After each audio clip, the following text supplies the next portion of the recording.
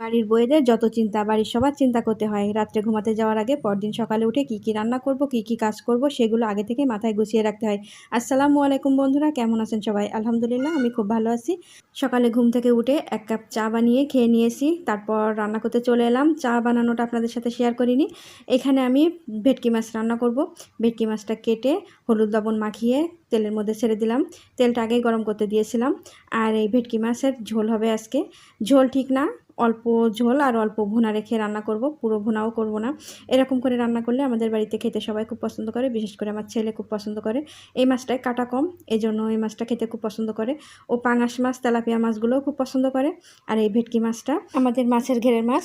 আমি আপনাদের সাথে শেয়ার করিনি, আমাদের একটা মাছের ঘের আছে। ইনশাল্লাহ বৃষ্টি কম হলে একদিন নিয়ে যাব, আপনাদেরকে দেখাবো। কারণ ওখানে অনেক কাদা হয়, রাস্তায় যেতে পারি না। আর অনেকটা দূর আমাদের বাড়ি থেকে। আমাদের মাছের ঘেরটা এতটাই দূর যে একা একা যাওয়া যায় না, এজন্য আমি খুব বেশি যাই না। অনেক দিন পর একদিন হয়তো যাই। আমি এখানে মাছগুলো ভেজে তুলে নিয়ে কড়াইয়ের মধ্যে তেলগুলো দিয়ে দিলাম। ভেটকি মাছের পেট থেকে অনেকটা তেল বের হয়েছে। আর এই তেলগুলো দিয়ে আমি উস্তে আলু ভাজি করব। আমার উস্তে আলু দিয়ে এই মাছের তেল দিয়ে ভাজি করে খেতে কিন্তু খুব ভালো লাগে। অনেকে আবার শুধু পেঁয়াজ রসুন দিয়েও ভাজি করে খান, কিংবা শাকের সাথেও রান্না করে খান, ওটাও খেতে খুব ভালো লাগে। আমি মশলাটা কষিয়ে নিচ্ছি, এর মধ্যে মাছ ভুনাটা করে নেব। মশলা সবগুলো দিয়ে আমি কষিয়ে নিয়েছি। মশলার উপরে তেল উঠে এলে আমি ভেজে রাখা ভেটকি মাছগুলো দিয়ে দিচ্ছি। ভেটকি মাছ আমি বেশি নাড়াচাড়া করব না, কারণ এই মাছে কাটা কম থাকে, খুব দ্রুত ভেঙে যায়। আমি কিছুক্ষণ নাড়াচাড়া করে নিয়েছি, তারপর আমি পানি দিয়ে দিলাম ঝোলের জন্য। এরপর ঢাকা দিয়ে কিছুক্ষণ রান্না করে নেব।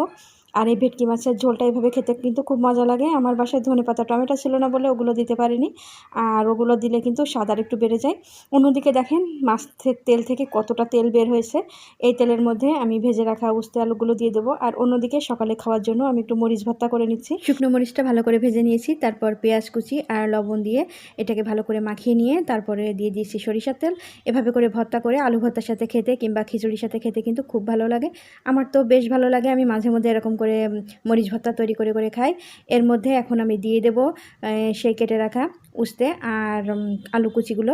আমি এভাবে করে ভাজি করে নিই। আপনারা কে কেমন করে রান্না করেন অবশ্যই জানাবেন। আর আমার রান্নাগুলো কেমন হয়েছে অবশ্যই আমাকে কমেন্ট করে জানাবেন। আমার রান্না অনেকে নাও পছন্দ হতে পারে, কারণ সবার রান্না তো একরকম হয় না, এক একজনের রান্না এক এক রকম হয়। আমি পেঁয়াজ মরিচ আর একটু হলুদের গুঁড়ো, একটু লবণ দিয়ে দিলাম। দিয়ে আমি তেলের মধ্যে ভালো করে নেড়ে চেড়ে উস্তে আলুটা ভাজি করে নেব। এর মধ্যে চলে এলাম সকালের খাবার। সকালে রান্না করেছিলাম গরুর চর্বি দিয়ে ভুনা খিচুড়ি, সাথে ছিল ডিম ভাজি, মরিচ ভর্তা। আপনারা তো দেখেছেন, আমি পুরোটাই আপনাদের সাথে শেয়ার করেছি।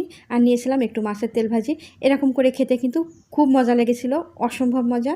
আপনারা খেয়ে দেখতে পারেন, ভালো লাগলে অবশ্যই কমেন্ট করবেন। আপনি যদি ফেসবুক থেকে দেখেন তাহলে পেজটিকে ফলো করে সঙ্গে থাকবেন, আর ইউটিউব থেকে দেখলে চ্যানেলটিকে সাবস্ক্রাইব করে দেবেন।